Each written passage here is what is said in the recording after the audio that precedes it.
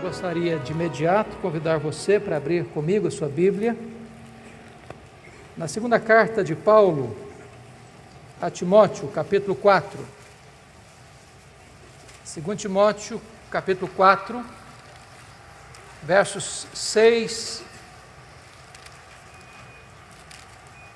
até o verso 18.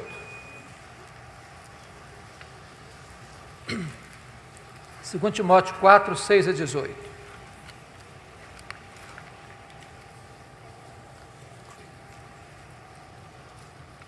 É importante entender que esta é a última carta que Paulo escreve.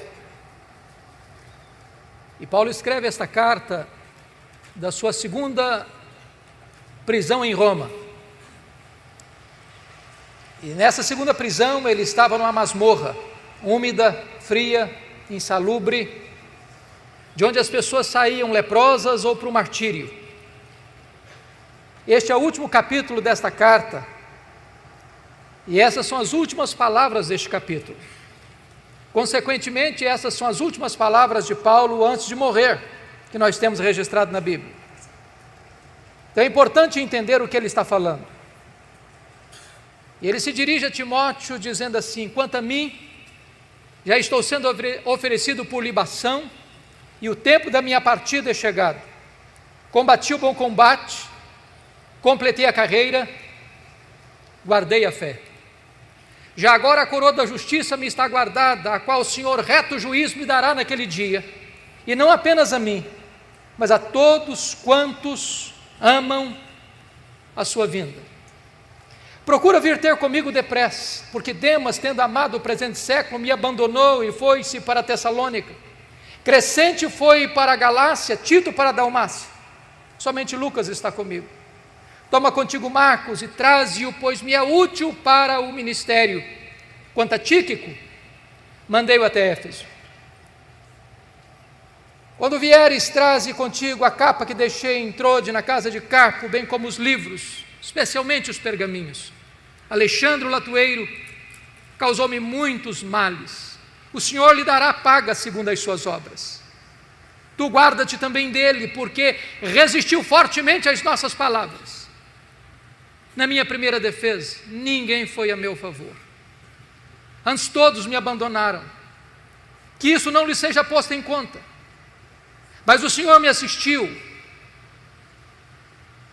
e me revestiu de forças, para que por meu intermédio a pregação fosse plenamente cumprida e todos os gentios a ouvissem. E fui libertado da boca do leão. O Senhor me livrará de toda obra maligna, me levará salvo para o seu reino celestial. A Ele, glória pelos séculos dos séculos. Amém. Eu quero pedir permissão a você para voltar apenas a esse texto, só voltar a esse texto, na conclusão da minha fala. Eu gostaria de apresentar aos meus irmãos e irmãs nesta noite o apóstolo Paulo. Quem foi este homem?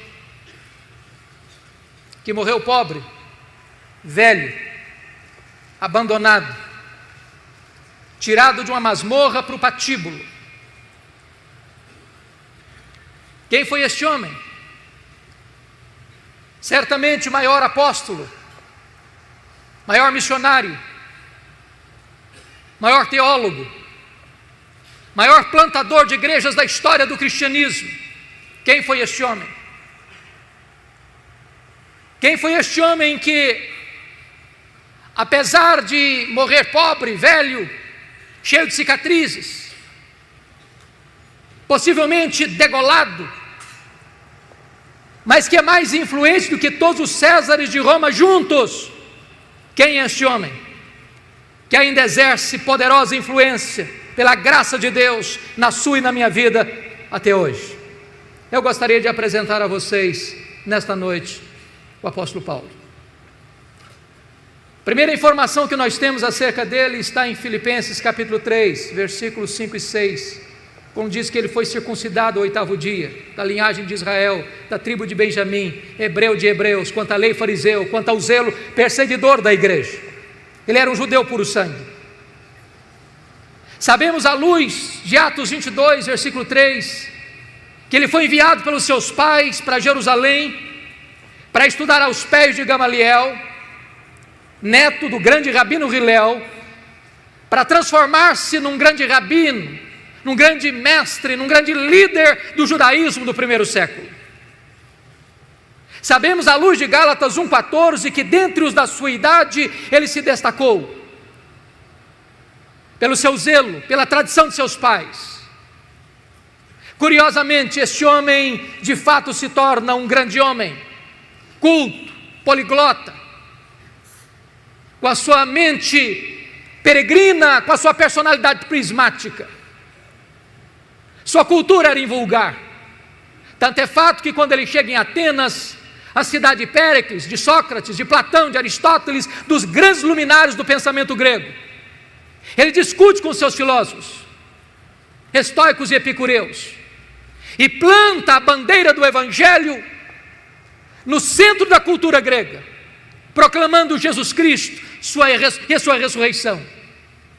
Quando ele escreve a sua carta a Tito, ele cita Epimênides, um filósofo do 6º século a.C. Era um homem de mente peregrina, era um homem de uma cultura invulgar, era um homem que caminhava com grande desenvoltura pelos corredores do saber humano. Porém, ao mesmo tempo que Saulo de Tarso crescia e se fortalecia em Jerusalém como um rabino judaico, um outro rabino também crescia em Israel, não na decantada Jerusalém, onde estavam os escribas, os fariseus, os saduceus, o sinédrio judaico, mas na pobre, pequena, esquecida e desprezada Nazaré da Galileia, não perlustrando os bancos de uma academia teológica, mas com as suas mãos calejadas na urdidura da luta de uma carpintaria. Aos 30 anos de idade, o rabino de Galileia vai ao Jordão, é batizado por João Batista e dá início ao seu ministério. Diz a Escritura que ele falava e pregava não como os escribas e fariseus, mas pregava como autoridade. Os cegos viam, os coxos andavam, os leprosos eram purificados, os mortos ressuscitavam e a palavra de Deus era anunciada. Mas isso provoca ciúmes e inveja no sinédrio judaico. Começam a persegui-lo, a vigiá-lo, a acompanhar-lhe os passos, com inveja. Contratam testemunhas falsas para acusá-lo, sentenciam-no, acusam-no, levam-no ao pretório romano, e o rabino da Galileia é condenado à morte, e morte de cruz, é crucificado, é sepultado para alívio do sinédrio judaico. Entretanto, no primeiro dia da semana seguinte, uma notícia explodiu em Jerusalém como uma bomba no arraial do inimigo. O túmulo do Rabi da Galileia está aberto, e aberto de dentro para fora, ele ressuscitou. Essa notícia perturbou Jerusalém, e é nesse momento que Saulo de Tarso se levanta como o maior inimigo do cristianismo, como o maior opositor da fé cristã. E o Novo Testamento nos oferece 2 retratos deste homem. O primeiro retrato, Saulo de Tarso, uma fera selvagem. É isso que está em Atos 9:1. Ele respirava ameaças e morte contra os discípulos, e essa palavra traz a ideia de uma fera selvagem que salta sobre a sua presa para devorá-la. Ele era uma fera selvagem. Senão, vejamos, 1 Timóteo 1,13, ele se define como blasfemo, perseguidor e insolente. 1 Coríntios 15:9, ele se define como o menor dos apóstolos, nem direito tinha ele de ser chamado apóstolo, segundo ele, porque perseguiu a igreja de Deus.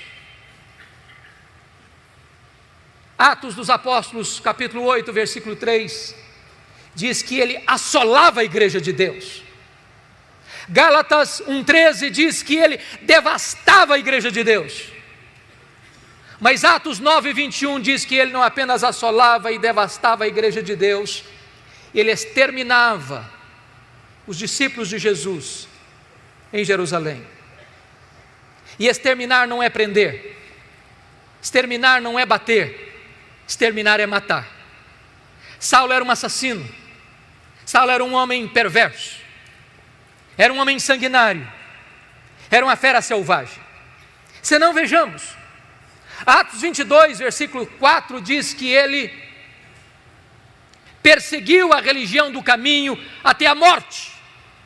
Ele não perseguia apenas os crentes, ele perseguia a religião dos crentes, ele perseguia o caminho.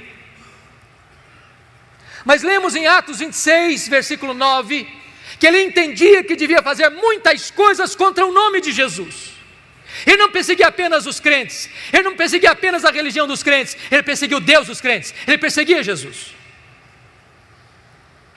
Mas Atos 26, versículo 10, diz que ele encerrou não alguns, não poucos, mas muitos dos santos em prisões. E contra esses muitos santos, dava o seu voto quando os matavam.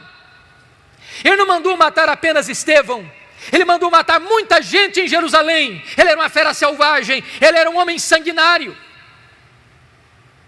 Atos 26, versículo 11, diz que por muitas sinagogas, ele afligiu os crentes, forçando os crentes a blasfemar contra Deus. E até por cidades estranhas, demasiadamente enfurecido, ele perseguia os cristãos. Em outras palavras, ele não perseguia os crentes apenas fisicamente, mas também psicologicamente. Ele chegava numa sinagoga e dizia: ou você nega Jesus ou eu te prendo, ou você nega Jesus ou eu te bato, ou você nega Jesus ou eu te mato. Ele era uma fera selvagem. Mas o Novo Testamento nos oferece um segundo retrato deste homem. Ele não era apenas uma fera selvagem, ele era também um touro indomável. Esta figura está em Atos 26, versículo 14, quando o próprio Senhor Jesus aparece para ele no caminho de Damasco, dizendo: Saulo, Saulo, por que me persegues? Dura coisa te é recalcitrares contra os aguilhões. Às vezes pensamos que o Espírito Santo só começou a trabalhar em Saulo de Tarso, lá no caminho de Damasco. Isso não é um fato. Entendo que todas as vezes que Saulo entrava numa sinagoga, não respeitando lugar sagrado, toda vez que Saulo entrava numa casa e arrastava homens e mulheres para jogá-los na prisão, não respeitando domicílio doméstico, todas as vezes que Saulo forçava um crente a blasfemar contra Deus, e em vez desse crente blasfemar contra Deus, preferia morrer pelo nome de Jesus, era o Espírito Santo picando a consciência deste homem, era o Espírito Santo ferroando este touro bravo. Mas esse touro bravo não quer ser amansado. Um dos instrumentos que se usa para amansar um touro bravo é o aguilhão. E esta fera selvagem, e esse touro bravo não quer ser amansado. Mas certo dia, respirando ameaças e morte contra os discípulos de Jesus, ele sai de Jerusalém para Damasco. Por volta do meio-dia, o domador de touro bravos bradou desde os céus: Saulo, Saulo, por que me persegues? Dura coisa te é recalcitrares contra os aguilhões. E o domador de touro bravos jogou esse touro bravo no chão. O touro bravo está vencido, o touro bravo está caído, o touro bravo está dominado, o maior perseguidor do cristianismo está convertido. Louvado seja o Senhor. Fecha-se aqui o primeiro capítulo da sua vida, abre-se um novo capítulo, a preparação de Saulo de Tarso para o ministério. Diz a Bíblia que ele foi levado cego daquele caminho à casa de Judas, na rua direita em Damasco, onde fica 3 dias orando e jejuando. Quando o Senhor aparece a um discípulo chamado Ananias, lá em Atos 9,13, e diz: Ananias, vai à casa de Judas, na rua direita, e impõe as mãos sobre Saulo para que ele seja curado. Ananias pergunta: mas Senhor, eu tenho ouvido falar de tanta gente, quantos males tem feito este homem ao teu povo em Jerusalém. Mas o Senhor disse: vai, porque ele é para mim um vaso escolhido, e eu enviarei para longe aos gentios, e eu lhe mostrarei o quanto importa sofrer pelo meu nome. Ananias vai, impõe as mãos sobre ele e ele é curado. Saulo recebe o Espírito Santo e é batizado. E agora eu queria que você abrisse comigo sua Bíblia em Atos 9:20, por favor.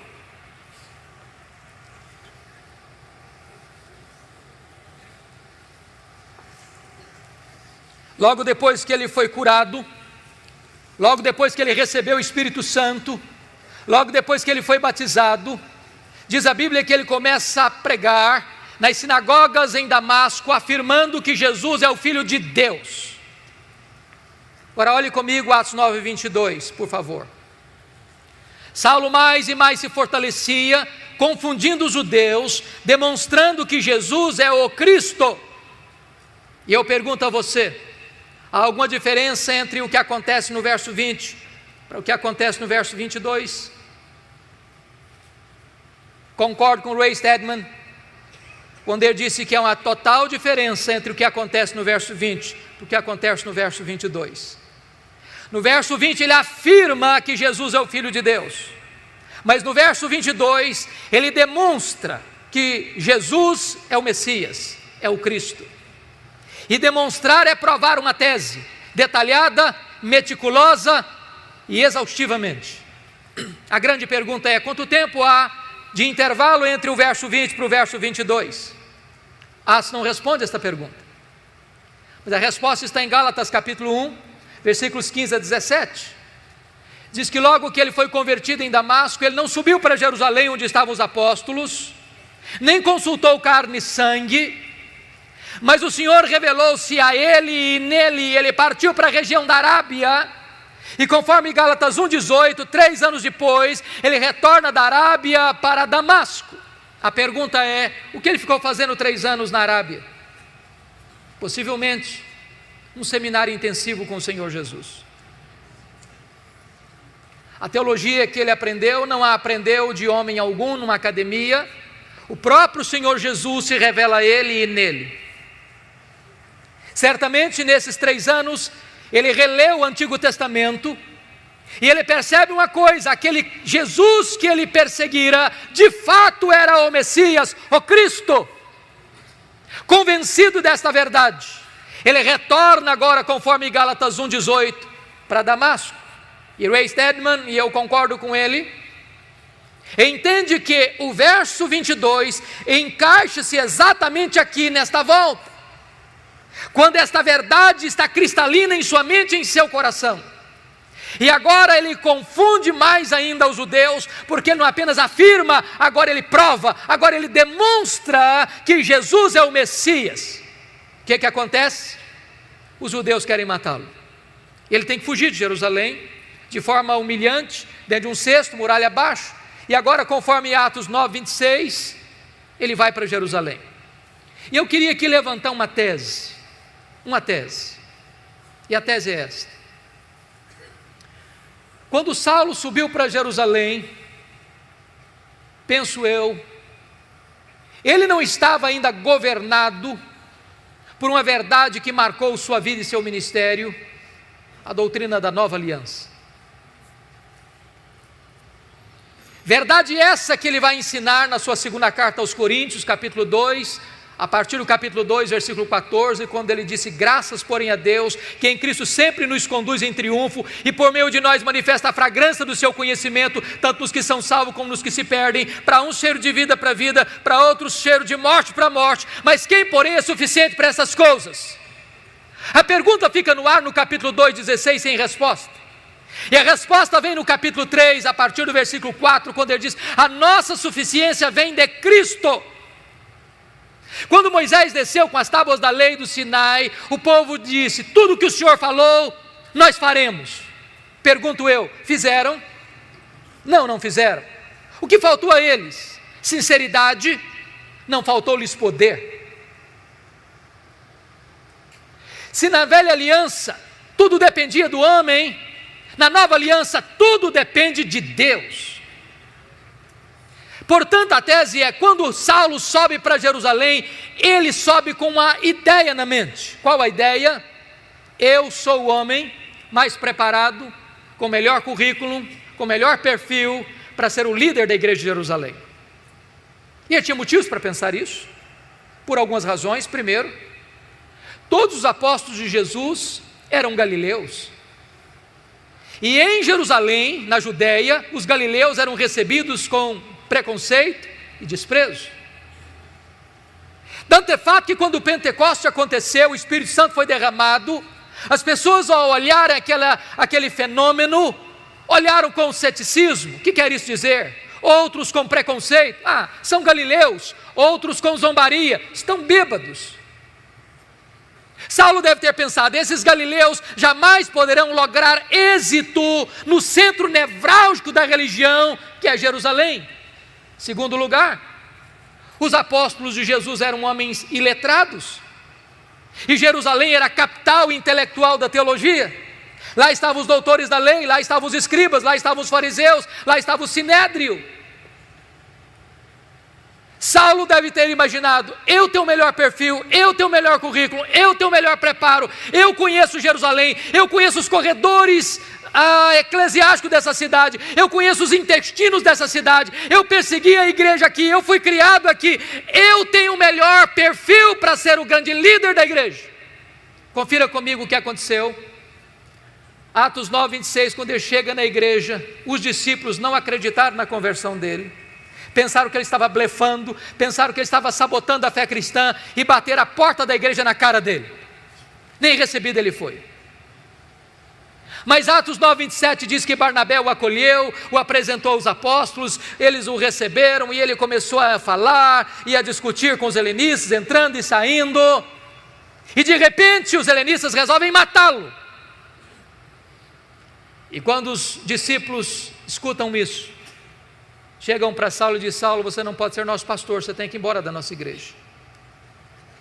Eu estou me dirigindo a alguns pastores aqui, e vocês sabem que não é fácil para um pastor querer ficar numa igreja, e os membros da igreja não quererem que ele fique na igreja. Não é fácil para um pastor estar convencido de que ele deve permanecer, e os membros estão convencidos que ele deve sair. Sabe o que aconteceu com Saulo? Ele não foi embora. Mas não era apenas os membros da igreja que queriam que ele fosse embora, não. Deus mandou ele embora. Confira comigo Atos 22, versículo 17.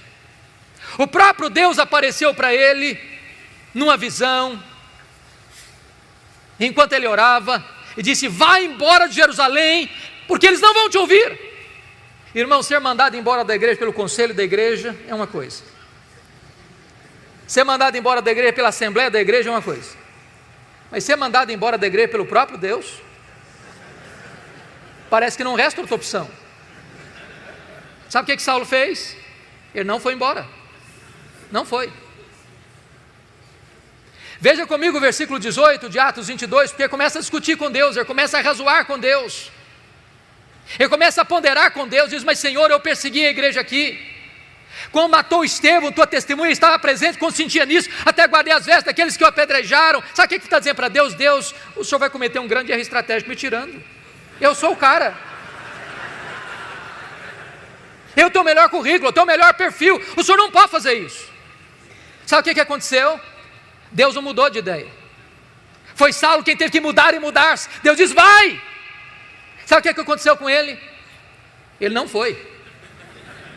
Volta comigo, por favor, para Atos 9:30. Diz que os discípulos se reuniram e levaram-no até Cesareia.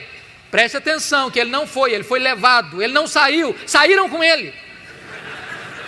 Ele saiu de Jerusalém como Ló saiu de Sodoma a reboque.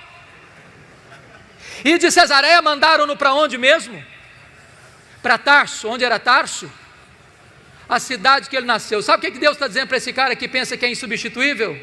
Deus está dizendo: meu filho, arruma as malas e volta para casa, porque tudo depende de Deus e nada de você. Mas o pior não havia acontecido.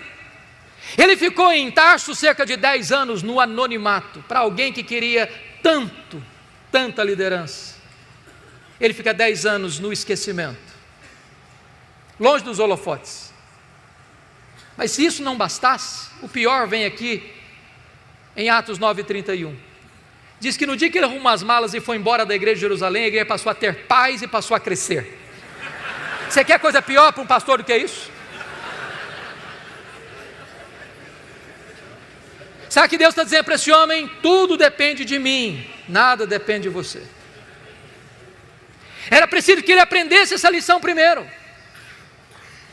Diz a Bíblia que muito tempo depois acontece um avivamento em Antioquia da Síria, a terceira maior cidade do mundo, E a igreja de Jerusalém manda para lá o seu melhor pastor, Barnabé. E Barnabé, ao chegar ali, vê a graça de Deus prosperando, se alegra com isso, lembrou-se de Saulo, foi atrás dele, o buscou. E durante um ano eles ensinaram a palavra de Deus em Antioquia. Estando a igreja orando e jejuando, o Espírito Santo apareceu e disse: separai-me agora a Barnabé e a Saulo para a obra que os tenho chamado. Preste atenção a quem Deus chamou.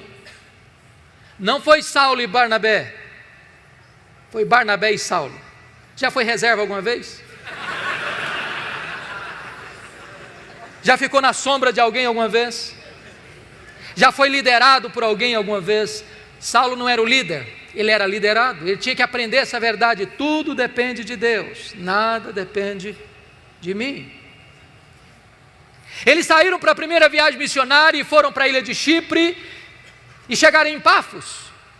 E diz a Bíblia que ali o Elimas tentou, um mágico, tentou impedir o procônsul Sérgio Paulo de ouvir o evangelho, e aquele governador estava sedento do evangelho, e Paulo estava pregando para ele, e aquele mágico queria impedir Paulo de pregar o evangelho, e criando dificuldades. E diz a Bíblia que Saulo, cheio do Espírito Santo, fixou os olhos no mágico e disse: ó servo do diabo, até quando perverterás os retos caminhos de Deus, pois ficarás cego. O mágico fica cego, o governador se converte a Cristo, e um temor cai sobre as pessoas. E a partir de Pafos, diz a Bíblia, que Saulo deixa de usar o seu nome judaico Saulo para usar o seu nome romano Paulo, e a partir daí ele vai se transformar no maior líder do cristianismo, porque havia entendido já a verdade: tudo depende de Deus, nada depende de mim. Diz a Escritura que ele chega em perto da Panfilha, e o jovem João Marcos, que era auxiliar dos dois missionários, primo de Barnabé, retorna para sua casa em Jerusalém. Eu não sei por que Marcos voltou. Os scholars têm pelo menos algumas sugestões. Primeiro, ele era muito jovem e pensou talvez que missões fosse um pouco de turismo, e não era nada disso, e ele ficou frustrado. Uma possibilidade. Segunda possibilidade é que ele era judeu e talvez a pregação de salvação pela fé chocasse ainda o coração dele, e então ele, não concordando com isso, voltou. Terceira possibilidade, que quando ele saiu de Antioquia, que era o líder da caravana, era o seu primo Barnabé, mas no meio da viagem a liderança muda de rumo, e ele diz: sob a liderança do meu primo teria coragem de ir, mas sob a liderança de Paulo eu estou inseguro, voltou para casa. Uma outra possibilidade. Uma última possibilidade, talvez a mais plausível, é que diz a Bíblia, em Gálatas 4,14, que Paulo pregou o evangelho pela primeira vez na região da Galácia, por causa de uma enfermidade física. Pergunta: que enfermidade física era essa? Enfermidade física essa que Paulo chama de espinho na carne, em 2 Coríntios capítulo 12, versículo 7. Que enfermidade era essa? Muitos estudiosos entendem que aquela região de perto da Panfilha, uma região alagadiça, sujeita a muitas enfermidades endêmicas, como malária, que Paulo teria contraído uma doença assim. Isso provocava uma dor de cabeça alucinante, afetando inclusive a sua visão. Tanto é fato que Paulo precisava às vezes de usar um amanuense para escrever, um secretário para escrever, às vezes pegava a pena para fazer a conclusão: veja com que grandes letras eu vos escrevo. Quando ele estava diante do Sinédrio em Jerusalém, o chefe daquela sessão manda bater em Paulo, e Paulo o chama de parede branqueada, talvez porque via tudo lusco-fusco, não sei. O certo é que talvez João Marcos tenha voltado para casa porque pensou: eu não quero ficar doente, muito moço, eu vou voltar para a casa da minha mãe. Certo é que, por causa dessa enfermidade física, Paulo deixa a região pantanosa de perto da Panfilha e sobe as montanhas do Cáucaso e vai plantar igrejas naquela região de Antioquia, da Pisídia, Listra, Icônio e Derbe, com lutas, com lágrimas, com sangue, mas deixa igrejas estabelecidas e liderança firmada. E agora ele retorna da primeira viagem, conforme Atos 14, 27, confira comigo. Reúne a igreja enviadora e relata quantas coisas fizera Deus, e como Deus abrira a porta da fé aos gentios. Nota de rodapé: há espaço para se testemunhar as vitórias de Deus na obra missionária na igreja. Não há espaço, entretanto, para projeção humana na igreja. Não relataram eles quantas coisas fizeram eles, mas quantas coisas fizera Deus. Nós somos apenas os instrumentos, quem faz a obra é o próprio Deus. Mas percebam uma coisa, amados, quando a obra de Deus avança, a oposição surge. Porque logo em Atos 15:1, diz que quando alguns membros da seita dos fariseus ouviram isso, que os gentios estavam se convertendo, e apenas pela fé em Cristo eles estavam sendo recebidos, eles desceram de Jerusalém para Antioquia e começaram a dizer para os crentes neófitos gentios: se vocês não guardarem a lei de Moisés, se vocês não se circuncidarem, vocês não poderão ser salvos. Ora, isso é perversão da verdade, isso é perversão do Evangelho, isso é agregar alguma coisa a mais ao sacrifício de Cristo, isso é dizer que só a fé em Cristo não é suficiente para a salvação. A teologia não está boa, e quando a teologia não está boa, quanto mais se prega, pior fica. É necessário que a igreja se apegue à verdade, que a igreja volte à verdade, que a igreja proclame a verdade, porque pregar uma heresia torna a situação mais grave e pior do que antes. Por isso a igreja não podia avançar na obra missionária sem primeiro fazer uma correção de rota. Convocaram um concílio em Jerusalém, os presbíteros, os apóstolos se reuniram. Ali falou Pedro, ali falou Paulo, ali falou Barnabé, ali dirigiu Tiago, e aquele concílio toma uma decisão, escreve a decisão, nomeia uma comissão, envia as igrejas para que as igrejas fossem informadas, mostrando que só a fé em Cristo é suficiente para a salvação. Teologia boa, é hora de voltar para a obra missionária. É importante dizer que de Antioquia Paulo escreve possivelmente sua primeira carta, a carta aos Gálatas, para denunciar a influência terrível e devastadora desses judaizantes na igreja. Agora olha comigo, por favor, Atos 15, versículos 36 a 41.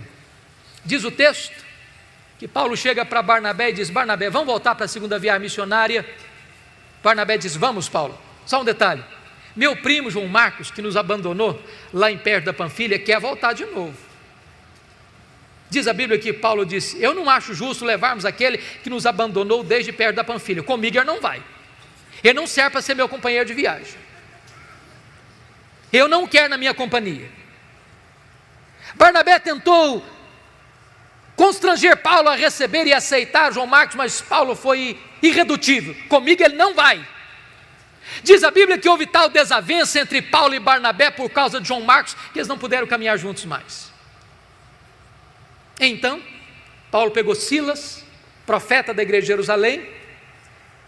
Barnabé continuou investindo em João Marcos, seu primo. Nota de rodapé: os líderes não deveriam brigar, mas às vezes brigam. Os líderes não deveriam ter desavenças, mas às vezes têm. Mas até quando os líderes brigam e têm desavença, o plano de Deus não pode ser frustrado. Porque agora, em vez de uma caravana, nós temos duas. E a obra de Deus se espalha. O livro de Atos passa pelo relato de Paulo e Silas, e eles querem ir para a Ásia, e eles são impedidos pelo Espírito de Deus. E Paulo escuta uma voz de um varão macedônio: passa Macedônia e ajuda-nos. E ele entra na Macedônia, ele entra no Ocidente. Louvado seja Deus, porque a obra missionária inclina-se para nós.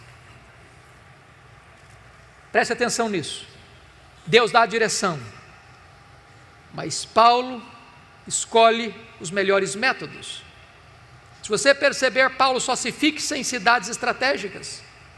Filipos era a colônia romana, Tessalônica era a capital da Macedônia, Bereia, importante cidade da região, Atenas, capital intelectual do mundo, Corinto, capital da Caia.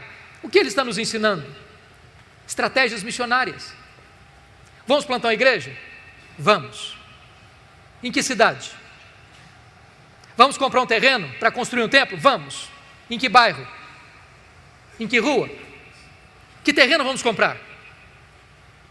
Porque às vezes nós compramos o pior terreno, da rua mais escondida, do bairro mais distante, da cidade de mais difícil acesso, e ficamos 40 anos com uma congregação. Há poucos dias um seminarista me disse que ele trabalha numa congregação presbiteriana que tem 120 anos como congregação, nunca foi organizada igreja. Se nós plantássemos igrejas estratégicas podem influenciar a sua micro-região, e é isso que Paulo está nos ensinando. Mas quando você faz a obra de Deus, pela direção de Deus e pela melhor metodologia, não significa que você vai ter vida fácil. Paulo foi preso e açoitado em Filipos, Paulo foi escorraçado em Tessalônica, Paulo foi enxotado de Bereia, Paulo foi chamado de tagarela em Atenas e foi chamado de impostor em Corinto. De Corinto ele escreve as suas 2 cartas aos Tessalonicenses. Ele fica ali 18 meses e estabelece a obra de Deus naquela região. Dali ele sai para Éfeso na sua 3ª viagem missionária. Éfeso era a capital da Ásia Menor, uma cidade cosmopolita de mais de 300 mil habitantes na época, onde ficava o templo de Diana, 8 vezes maior do que o Partenon. Cidade eivada de idolatria, porque os nichos do templo de Diana era o fator que aquecia o comércio da cidade. Era uma cidade marcada pela feitiçaria, pelo ocultismo. E diz a Bíblia que em 3 anos que Paulo fica ali, a idolatria declina, a feitiçaria entra em colapso, as pessoas vão se convertendo, confessando publicamente as suas obras, queimando seus livros de ocultismo em praça pública, e a palavra de Deus prevalece em Éfeso. E nos 3 anos que Paulo passa ali, ele influencia toda a Ásia Menor. Quando você lê o relato das igrejas do Apocalipse, Éfeso, Esmirna, Pérgamo, Tiatira, Sardes, Filadélfia e Laodiceia, essas igrejas tiveram um profundo impacto do ministério de Paulo nesses 3 anos em Éfeso, e passa a ser a igreja mais estratégica do Novo Testamento, porque na verdade,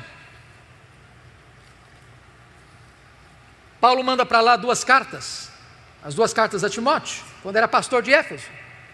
O apóstolo João escreve seu evangelho e suas 3 cartas da cidade de Éfeso, e aquela igreja influencia o mundo.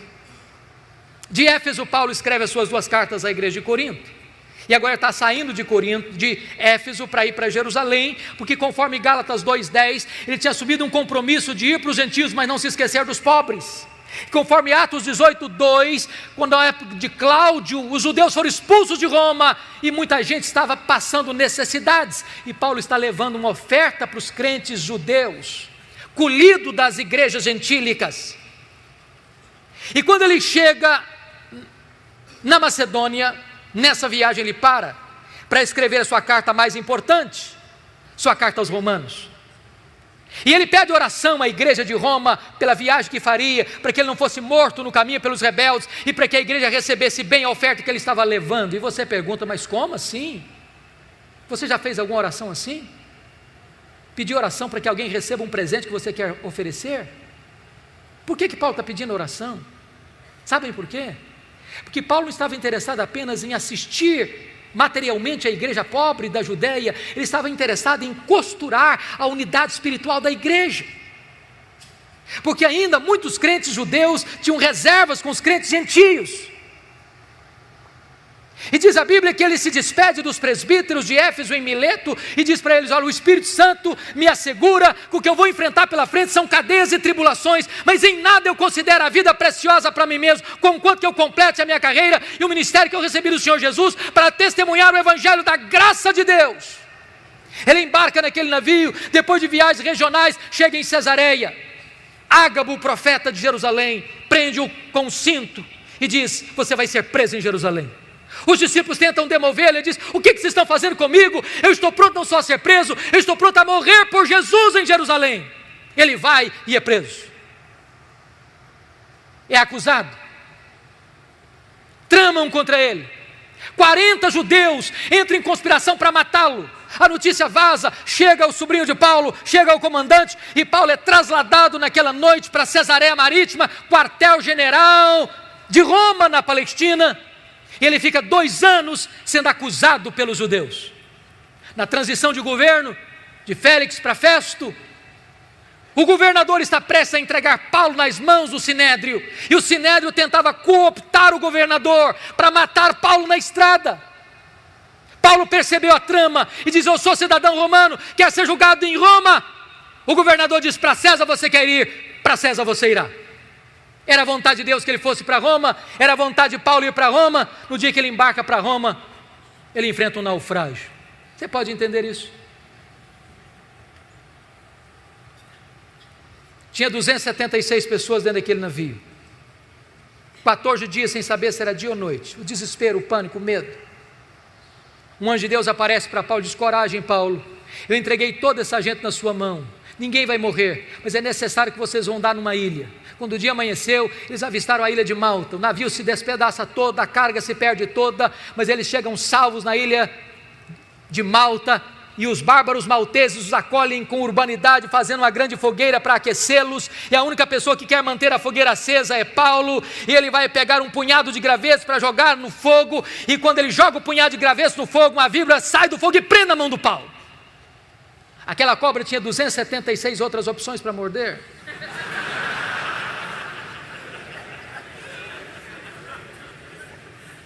E quando os malteses viram a cena, gritaram: é um assassino, tenta se livrar do mar, a justiça não o deixa viver, vai cair, vai inchar, vai morrer. Não caiu, não inchou, não morreu, mudaram de opinião, é um Deus. Não é nem um assassino, nem um Deus, é o servo do Deus vivo.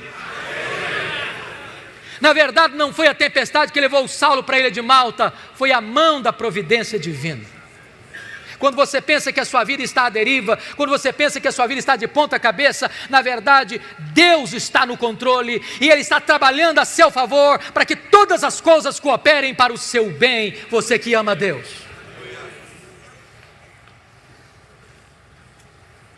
O pai do prefeito estava doente, Paulo orou por ele foi curado, os demais enfermos vieram, e Paulo orou por eles foram curados, e depois dos 3 meses de rigoroso inverno, enviaram Paulo para Roma, e ele chega em Roma, não talvez como sonhara chegar, chega preso, algemado,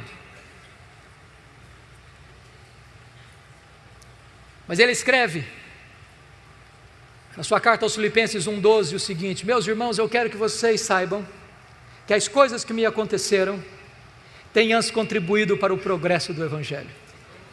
Se você pergunta: que coisas, Paulo, aconteceram para você? Talvez ele poderia fazer um resumo para nós. Eu fui perseguido em Damasco, eu fui rejeitado em Jerusalém, eu fui esquecido em Tarso, eu fui apedrejado em Listra, eu fui preso e açoitado em Filipos, eu fui escorraçado em Tessalônica, eu fui enxotado de Bereia, eu fui chamado de tagarela em Atenas, eu fui chamado de impostor em Corinto, eu enfrentei feras em Éfeso, eu fui preso em Jerusalém, eu fui acusado em Cesareia, eu cheguei em Roma preso e algemado, mas eu quero que vocês saibam que as coisas que me aconteceram têm antes contribuído para o progresso do Evangelho.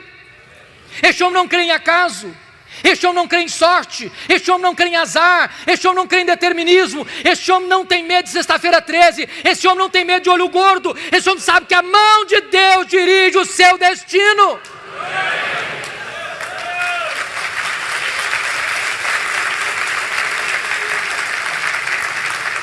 Porque ele estava preso em Jerusalém, diz a Bíblia, que a igreja foi mais encorajada a pregar. Aliás, Ray Stedman disse uma coisa interessantíssima, ele disse que um dos melhores métodos e mais eficazes métodos de levar a igreja ao crescimento, eu pessoalmente não gosto dele, é botar os pastores na cadeia. Se os pastores forem presos, a igreja se levantará.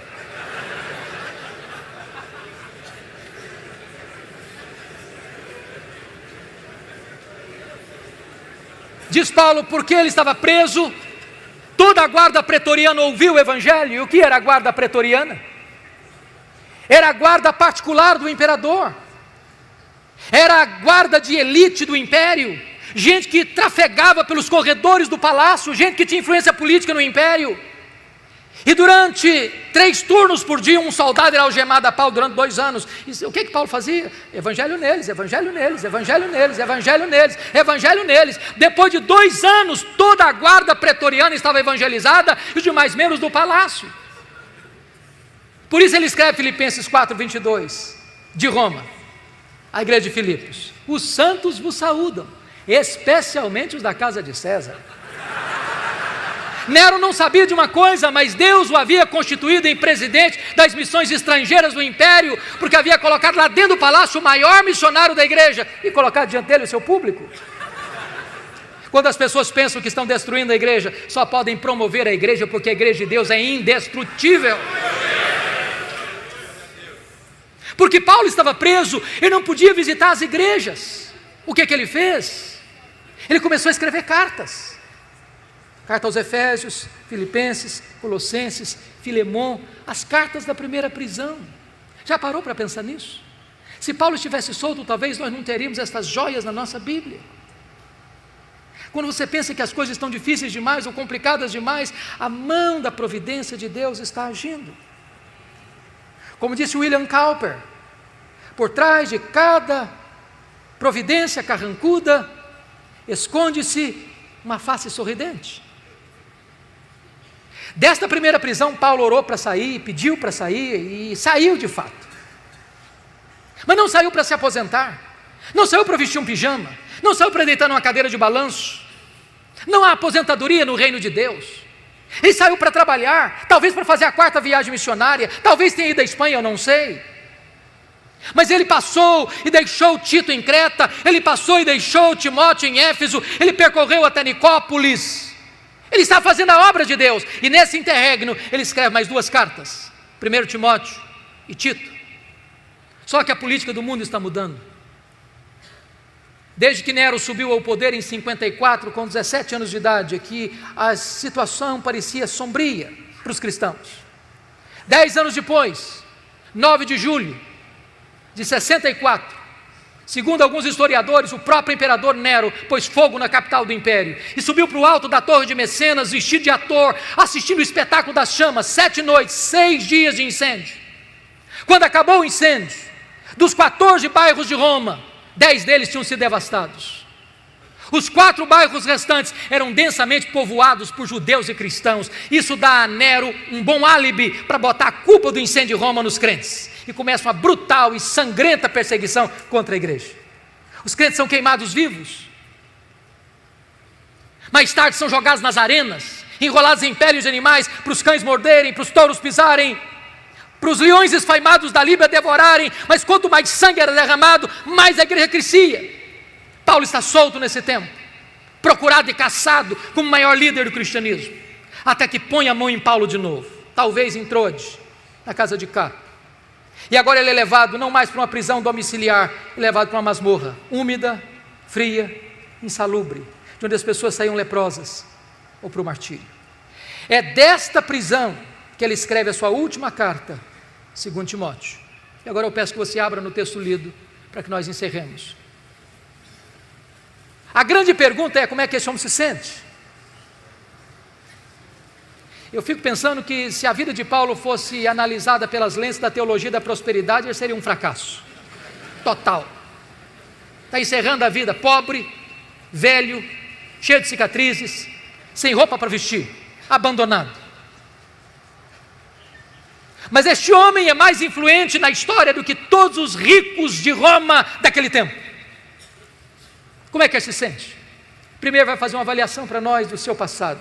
Olha comigo o versículo 7. Combati o bom combate, completei a carreira, guardei a fé. Ele diz: a minha vida não foi amenidade não, foi luta.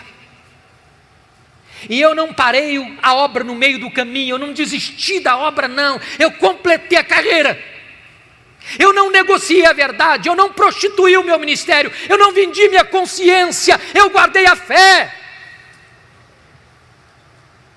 Olhem comigo a avaliação que ele faz agora do seu presente no versículo 6. Quanto a mim, já estou sendo oferecido por libação e o tempo da minha partida é chegado. O que ele está dizendo é o seguinte: não é Roma que vai me matar não, eu que vou me entregar. Eu não vou me entregar para Roma não, eu vou me entregar para Deus. Eu não sou prisioneiro de Roma, não sou prisioneiro de César, sou prisioneiro de Cristo, sou embaixador em cadeias. E ele usa uma linguagem eufêmica para a morte, partida. E essa palavra teria 3 significados. Primeiro, tirar o fardo das costas de alguém, morrer para um crente e descansar das suas fadigas. Segundo, desatar um bote para singrar as águas e atravessar para o outro lado. Morrer para um crente é fazer a última viagem rumo à cidade celestial. Terceiro, era levantar afrouxar as estacas de uma barraca, levantar acampamento e mudar para sua casa permanente. Morrer para um crente é mudar de endereço, é ir para a casa do Pai. Paulo não está com medo de morrer, porque sabe em quem tem crido e sabe para onde está indo. Por isso agora ele faz uma avaliação do seu futuro. Versículo 8. Já agora a coroa da justiça me está guardada, a qual o Senhor reto juízo me dará naquele dia. Não apenas a mim, mas a todos quantos amam a sua vinda. O que ele está dizendo é o seguinte: não importa se Nero vai me considerar réu, culpado de morte. O que importa é que o reto juiz, Jesus Cristo, diante de quem eu e todos vamos comparecer, já me justificou e já guardou para mim a coroa da justiça. Eu não estou indo para a espada de Roma, eu estou indo para a glória, eu estou indo para receber a minha recompensa eterna. Mas irmãos queridos, este homem não é um super-homem, não é um super-apóstolo, ele é um homem. E ele não tem nenhuma dificuldade em repartir conosco seus sentimentos e as suas emoções antes de morrer. Ele vai falar para nós os dramas que ele está vivendo. E o primeiro drama que este homem enfrenta é o drama da solidão. Olha comigo o versículo 9. Procura vir ter comigo depressa.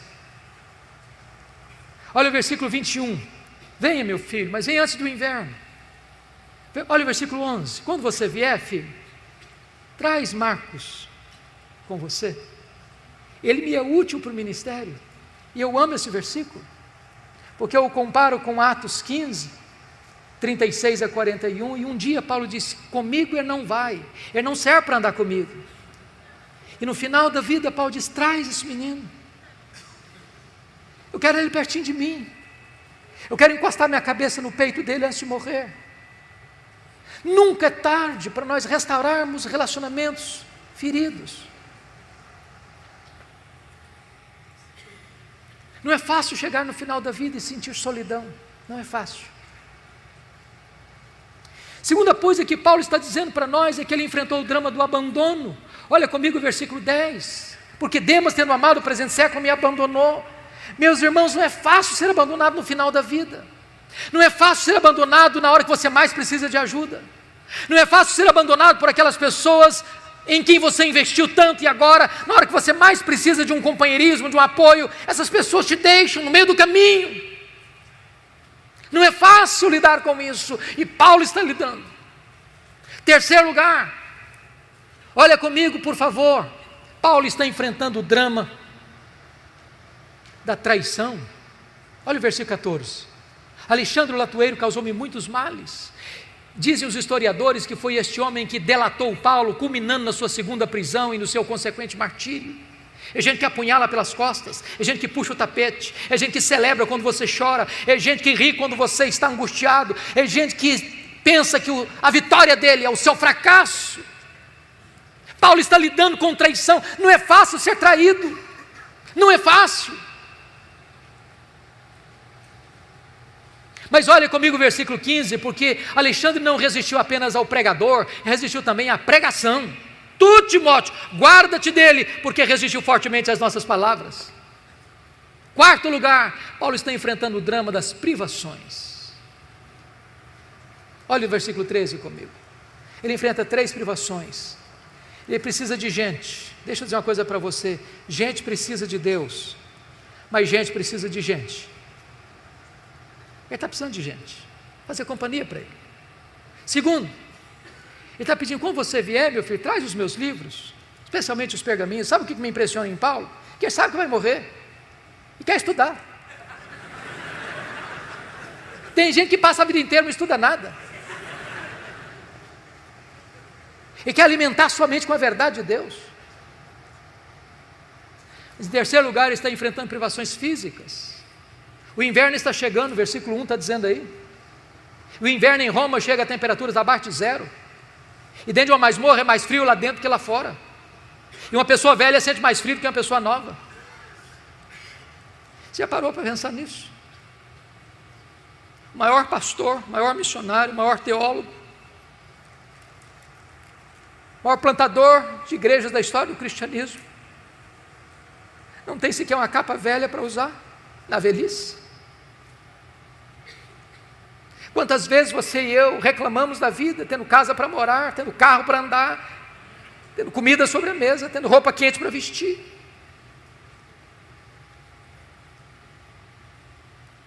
Mas em último lugar, ele enfrenta o drama da ingratidão. Olha o versículo 16 comigo. Na minha primeira defesa, ninguém foi a meu favor, mas todos me abandonaram.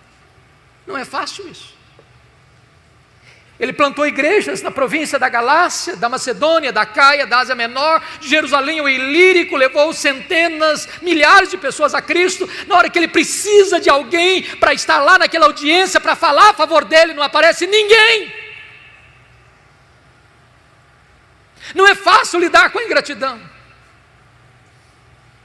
Mas bendito seja Deus pelo verso 17, quando Paulo diz: mas o Senhor me assistiu e me revestiu de forças, para que por meu intermédio a pregação fosse plenamente cumprida e todos os gentios ouvissem.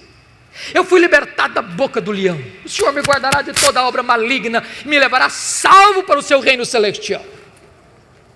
Eu quero dizer para você, meu irmão, minha irmã, pode faltar a você o apoio dos homens, mas não lhe faltará o apoio de Deus.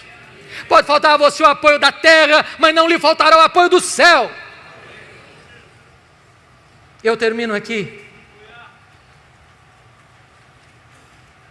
dizendo o seguinte: quis Deus que a última cena da vida de Paulo não estivesse registrada na Bíblia, mas na minha mente esta cena está registrada, e eu gostaria de partilhar com vocês aquilo que eu vislumbro dessa cena. Houve um dia, um carcereiro rude e insensível recebeu em sua mesa um pedaço de couro, talvez de pergaminho, contendo o nome de um prisioneiro que deveria ser morto naquele dia.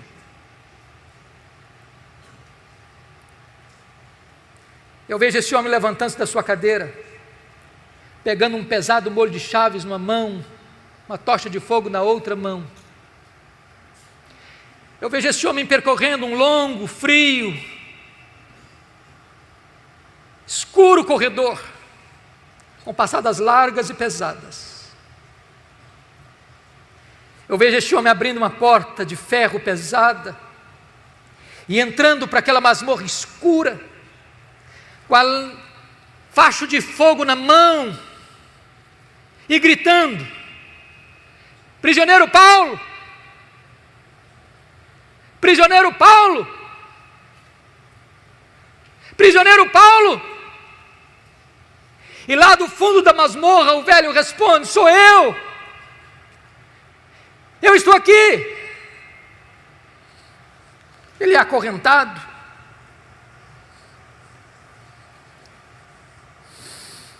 ele é retirado daquela masmorra, ele percorre aquele longo corredor, chega ao local do patíbulo, e o algoz lhe pergunta: você quer dizer algumas palavras antes de morrer?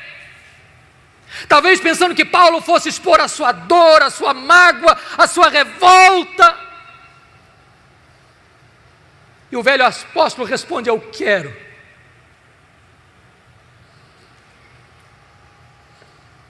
Paulo ergue os olhos aos céus e diz a ele, ao Senhor Jesus, seja glória pelos séculos dos séculos, amém. Botou a cabeça no cepo, a espada de Roma tosou-lhe a cabeça, corpo para um lado, cabeça para o outro, tombou na terra como um mártir, foi recebido no céu como um príncipe. Este homem que diz para você e para mim: sede meus imitadores, como eu sou de Cristo. Que Deus nos ajude a viver este cristianismo maiúsculo, superlativo, para a glória de Deus.